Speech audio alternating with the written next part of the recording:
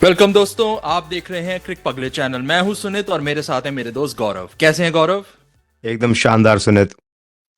गौरव, आज हम बात करेंगे अफगानिस्तान और न्यूजीलैंड के फिनिश हुए मैच की। न्यूजीलैंड ने आराम से, बिल्कुल प्यार से इस मैच को जीत लिया, लेकिन एक वक्त पे अफगानिस्तान ने सनसनी मचा दी थी 4 विकेट लेकर। लेकिन फिर न्यूजीलैंड तो न्यूजीलैंड है। बिल्कुल सही बात है सुनित। न्यूजीलैंड ने सबको ये बता दिया है कि उनके इर्द गिर्द कुछ भी हो रहा हो विश्व कप में, लेकिन वो आइस कूल ही रहने वाले हैं। Although they are called Kiwis, लेकिन मुझे वो पेंगुइन की तरह आइस कूल लगे सुनित।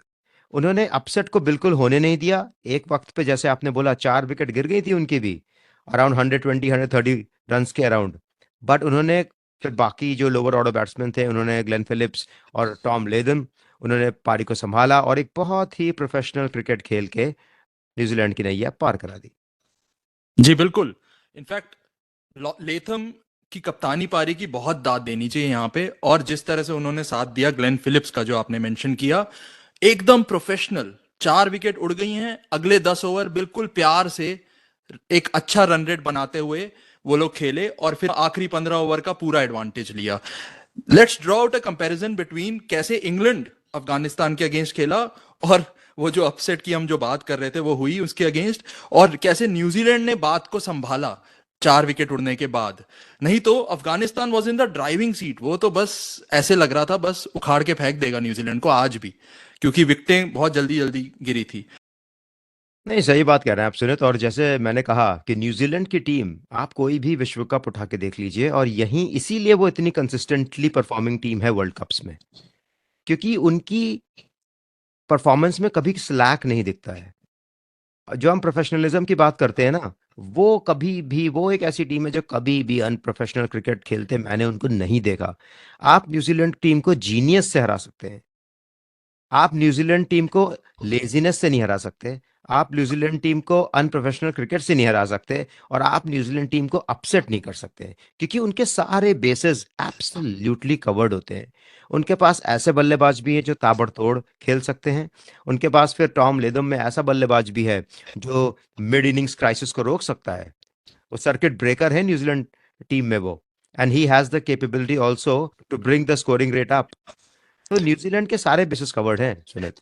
और उनकी टीम का महत्व इससे भी समझ आता है, जो मैं कंपैरिजन की बात कर रहा था। इंग्लैंड की टीम ने के मिडिल ऑर्डर में सारे के सारे मारने वाले खिलाड़ी हैं, और उनका एक एक ही अप्रोच है कि अगर हम विकेट आउट भी हो जाएगी तो भी हम वो बैस बॉल तरीके से खेलेंगे। We will just fire our way through to the 50 overs. और उसका रिपरकशन उन्होंने देख ही लिया, उनको अफगानिस्तान के खिलाफ मात मिल गई।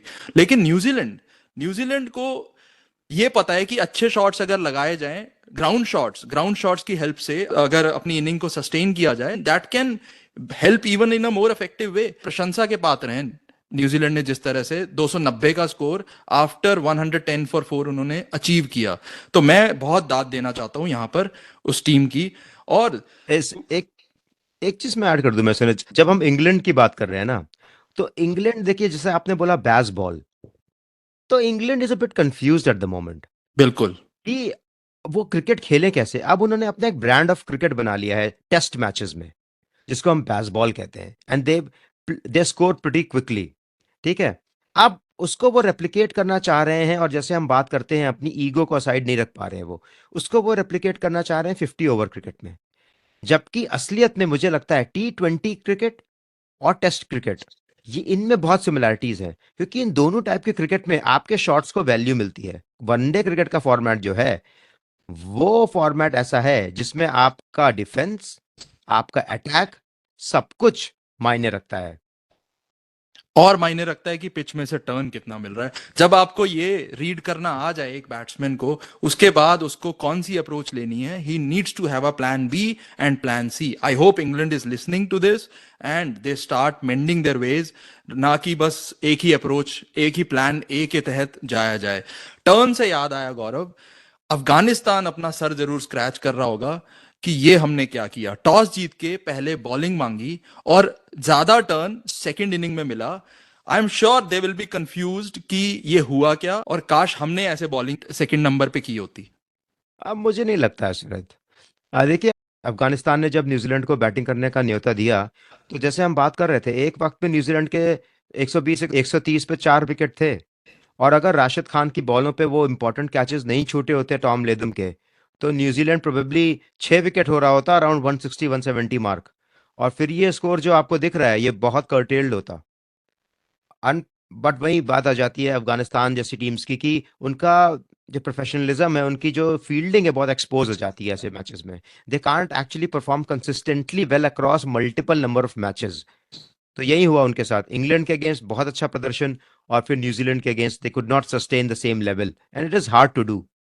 जी बिल्कुल, और यही सीखना होगा अफगानिस्तान जैसी टीमों को कि हमें कंसिस्टेंसी कैसे लानी है। फायर पावर हर टीम के पास है, तो लेकिन वो उस फायर पावर को फोकस करके एक जगह पे कैसे कंसंट्रेट कर पाएं और पूरा यूज कर पाएं अपने स्किल्स का, ये सीखना होगा। ज्यादा कंसिस्टेंसी लानी होगी, प्रोफेशनलिज्म लाना होगा, फील्डिंग स्पेशली अच्छी करनी होगी। जब भी आपको मौका मिले 100% उसको भुनाना पड़ेगा। देखिए सुनित, इस पूरे मैच में मैं एक चीज को हाईलाइट जरूर करना चाहूंगा। वो ये है कि मेरे हिसाब से न्यूजीलैंड प्रबल दावेदार है इस विश्व कप का।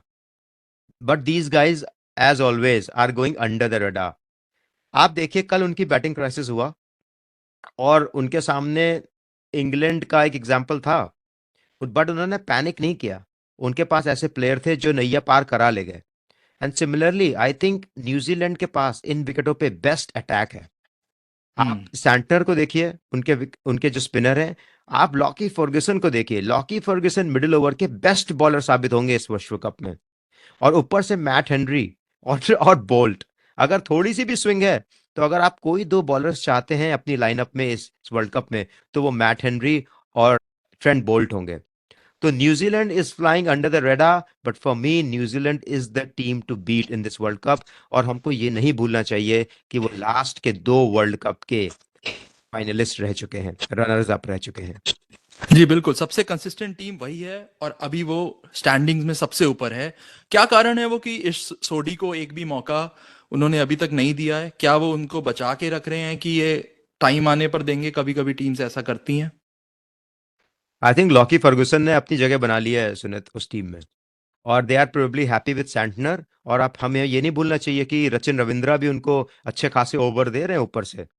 और फिंगर बल्लेबाजी भी। स्पिनर्स हैं। और कहीं उनको ये लग गई है, बात समझ में आ गई है कि इन पिचेस पे फिंगर स्पिनर का जो परचेज मिल रहा है वो प्रोबेबली ज्यादा है एक रिस्ट स्पिनर के कंपैरिजन में। जी बिल्कुल, लेकिन इस सोडी जो है वो बहुत बाहर शानदार बैठ बॉलर है। बहुत शानदार बॉलर हैं, और पता नहीं वो कैसे इस टीम में फिट होते हैं। उनके हाथ में जरूर खुजली हो रही होगी ऐसी पिचेस को देखकर, I am sure. So New Zealand अब इसको आगे ट्राई करता है कि नहीं करता, बट बेंच स्ट्रेंथ अच्छी है in case, just in case if और दे नीड फील्डर टू। थोड़े इतने अच्छे नहीं है सुनित। जी हाँ बिल्कुल, शायद मतलब यही कारण आपको हो। जब मल्टीपल मैचेस वाला जो भी टूर्नामेंट होता है ना, उसमें हम्म। कंसिस्टेंसी बहुत की होती है। तो छोटी टीम्स की जैसे हमने बात करी ना, कंसिस्टेंट रिजल्ट्स नहीं दे पाते हैं क्योंकि उनकी गेम में उतनी होती नहीं है। बट न्यूजीलैंड, जैसे हमने कहा, विश्व कप में हमेशा कंसिस्टेंट परफॉर्मेंसेस रहता है क्योंकि वो पेडिग्री वाली टीम है एक। जी बिल्कुल। और एक और बड़ी खास बात है न्यूजीलैंड टीम की, जो है कि उनके पास तीन तीन कैप्टन हैं। एक कैप्टन के हाथ में बहुत बड़ा झटका लगा है कि उनके हाथ में उंगली टूट गई है या अंगूठा टूट गया है, लेकिन दो कैप्टन और हैं उनके पास अभी भी। कल टॉम लेथम ने कैप्टनसी की है, Lockie Ferguson is another captain जिन्होंने दिखाया है कि even I can handle this side very well. आप देखिए, हम केन विलियमसन को मिस ही नहीं कर रहे हैं इस टीम में। कितनी बड़ी बात है ये। केन बहुत बड़ी बात है। विलियमसन अपने टाइम के one of the greatest batsman हैं। अगेन अंडर द रडार जाते हैं कोहली या स्मिथ या रूट के कंपैरिजन में, बट अगर उनके नंबर्स आप स्टैक अप करेंगे तो वो उन सबके ऊपर ही होंगे, नीचे नहीं होंगे। और उस प्लेयर को ये टीम मिस नहीं कर रही है। और आई थिंक एक जो बहुत अच्छी बात हो रही है न्यूजीलैंड के लिए, वो है रचिन रविंद्रा ऊपर से रन बना रहे हैं। क्योंकि अगर रचिन टीम में होते हैं तो उनके पास एडिशनल बॉलिंग ऑप्शन हो रहा है, और हर मैच में ऑलमोस्ट वो विकेट ले रहे हैं और बहुत अच्छी इकोनॉमी से बॉलिंग कर रहे हैं। बिल्कुल, केन विलियमसन का ना होना टीम में बिल्कुल ऐसा है जैसे विराट कोहली का हिंदुस्तान की टीम में ना होना या फिर बाबर आजम का पाकिस्तान की टीम में ना होना।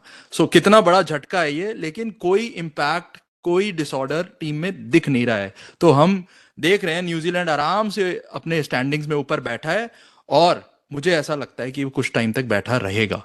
और इसमें एक और बात ऐड कर दूं मैं सुनित, कि उससे भी बड़ी बात यह है कि ऑफ कोर्स केन विलियमसन जबरदस्त बैट्समैन है, बट वो कैप्टन भी है। तो टॉम लेदम ने उनकी कमी खलने नहीं दी है अभी तक। बिल्कुल टेम्पलेट से कैप्टेंसी हो रही है, और बिल्कुल इनफैक्ट बहुत अच्छी कैप्टेंसी कर रहे हैं वो। बिल्कुल।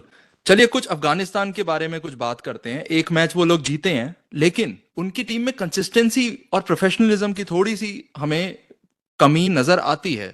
देखिए यही डिफरेंस होता है जब एक क्रिकेटिंग हिस्ट्री वाली जो कंट्रीज होती हैं वर्सेस जो कंट्रीज जिन्होंने अभी रिसेंटली क्रिकेट खेलना शुरू किया है। देखिए एक जीत पाना अच्छी बात है, बट उस जीत को दोहराना बहुत मुश्किल होता है। देखिए आप जब कोयला तपता है ना तभी वो हीरा बनता है, और वही चैंपियंस होते हैं। अफगानिस्तान को वहां पे अपना कैरेक्टर दिखाना है जब स्थितियां उनके विपरीत होंगी। जैसे कल उन्होंने 4 विकेट गिरा लिए, तब परिस्थितियां उनके साथ थी। अब जब न्यूजीलैंड ने फाइट बैक किया, उसके बाद परिस्थितियां जब उनसे विपरीत होने लगी, तब हमने देखा फंबल्स, तब हमने देखा कैच छूटना। ये सब चीजों में एक्सपोज हो गई अफगानिस्तान टीम। यहीं पे उनको अपने आप को समेटना होगा और कहना होगा अगर हमें एक चैंपियन टीम बनना है तो हमको when things are not going with us and they are against us, तब हमें खड़ा होना है एज अ टीम और कहना है नहीं, हम चीजें यहाँ से बदल सकते हैं, हम इस टीम को हरा सकते हैं, हम चैंपियंस हैं। जी बिल्कुल। अगर मूर्ति बनना है किसी पत्थर को तो छेनी की मार तो लगेगी लगेगी। बिल्कुल। तो दोस्तों ये था हमारा आज का एनालिसिस वर्ल्ड कप मैच के लिए। अगले मैच के एनालिसिस के साथ फिर हाजिर होंगे। अगर आपको हमारे वीडियोस पसंद आ रहे हैं तो प्लीज लाइक करें, शेयर करें, कमेंट्स डालना जरूर याद रखें, और हम आपके कमेंट्स का बहुत बेसब्री से इंतजार करते हैं। और कोई भी इंप्रूवमेंट एरियाज होंगे प्लीज उसको बताएं, हम उसको लेकर आएंगे अपने वीडियोस के अंदर। फिलहाल के लिए इजाजत दीजिए। Thank you, bye bye. See you guys.